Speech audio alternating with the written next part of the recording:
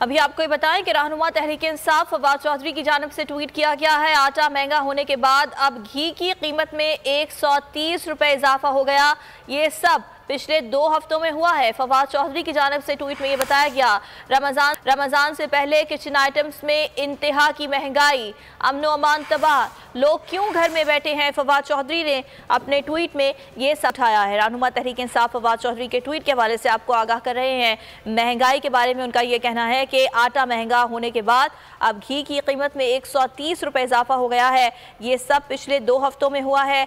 साथ साथ फवाद चौधरी ने ट्वीट में ये सवाल भी उठाया कि रमज़ान से पहले किचन आइटम्स में इंतहा की महंगाई, अमन व अमान तबाह हो गया, तो लोग क्यों घर में बैठे हैं। फवाद चौधरी की जानिब से ये सवाल किया गया। रहनुमा PTI फवाद चौधरी ने ट्वीट किया है।